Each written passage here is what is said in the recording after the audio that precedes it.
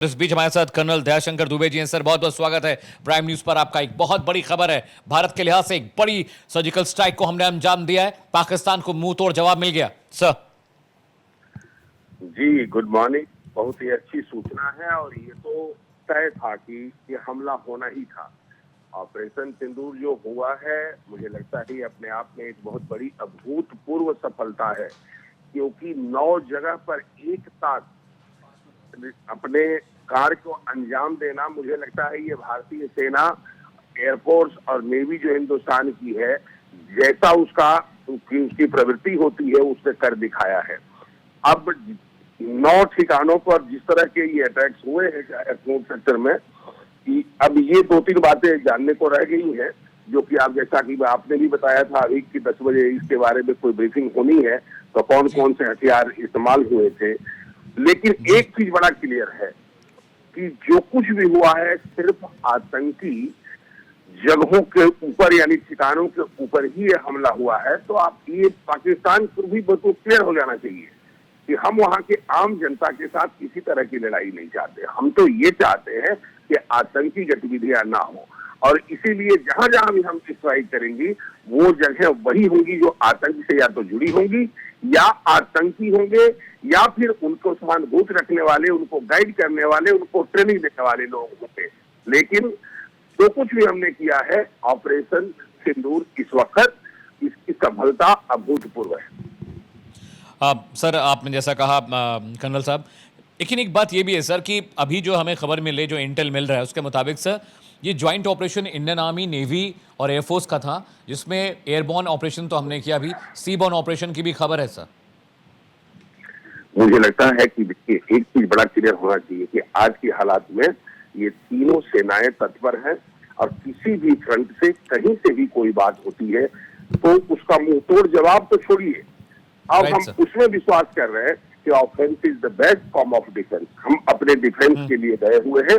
Navy भी अपनी जगह पर अलर्ट है, और एयरफोर्स ने और थल सेना ने इस वक्त जो घुस के किया है, मुझे लगता है ये आतंक के खिलाफ कार्रवाई है। बाकी की डिटेल्स अभी आनी बाकी है। सर, सुबह इंडियन आर्मी के जो पीआरओ हैं एक बाकायदा प्रेस कॉन्फ्रेंस कर इस पूरे ऑपरेशन की डिटेल देंगे, लेकिन देखिए हमने 13 से 14 दिन के भीतर एक बड़े ऑपरेशन को अंजाम दिया है। सर, एक बात ये भी समझना ज़रूरी है कि पाकिस्तान जिस तरह की गीदड़ भपकियां दे रहा है सर, वो खुद को एटॉमिक पावर बताता है, और अभी इनपुट्स हमें पाकिस्तान मीडिया से मिल रहे हैं उसके मुताबिक आसिफ ख्वाजा ने यह कहा है कि जिस तरह की स्ट्राइक भारत ने की है, बहुत जल्द इसका माकूल जवाब दिया जाएगा। आपको लगता है सर पाकिस्तान इस स्थिति में है कि अब वो जवाब दे या रेस्क्यू ऑपरेशन चलाए अपने इलाके में जहां पर हमले हुए हैं? देखिए, पहले तो सच बात तुमको पता ही नहीं ये हुआ क्या। जिस तरह हमारे को तो क्लियर है कि 10 बजे बता पाएंगे। Right sir, they have no clue, they have no clue. They have the clue but they are confused, highly confused. इस वक्त उनको यही पता नहीं है क्या क्या कहां डैमेज हुई है। राइट, जहां तक रही बात ये वो रिटेलिएट करेंगे, ठीक है, you should retaliate for your country, लेकिन याद रहे इस बात का कि भारतीय सेना एकदम चौकन्नी है।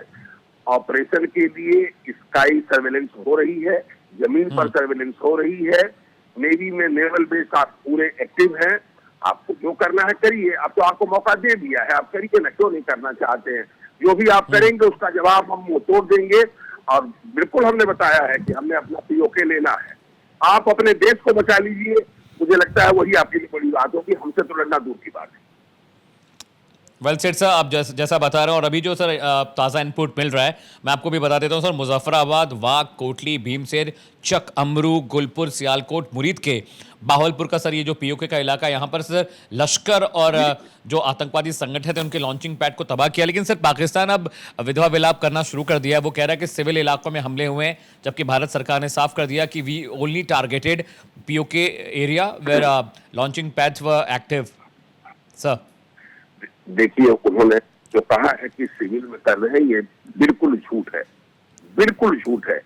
इन्होंने यूएनओ में भी जाके बात करी इसके ऊपर, आपने देखा होगा सिक्योरिटी काउंसिल में जाकर के मदद मांगी, यही कहते हुए। लेकिन किसने कहा था कि हमें जरूरत पड़ेगी तो हम बम चला देंगे, एटम बम चलाएं। इतना आसान नहीं है। आप हर बार कहते हैं वो तोड़ जवाब देंगे, दीजिए, अब मौका आ गया आपके पास।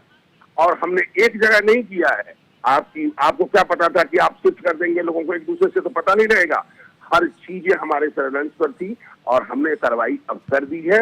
और ये तो एक अभी शुरुआत है, जिसको कहते हैं ना हिंदी में कि ये तो एक अंगड़ाई है, आगे बड़ी लड़ाई है। आप लड़के तो देखिए, हम तैयार बैठे।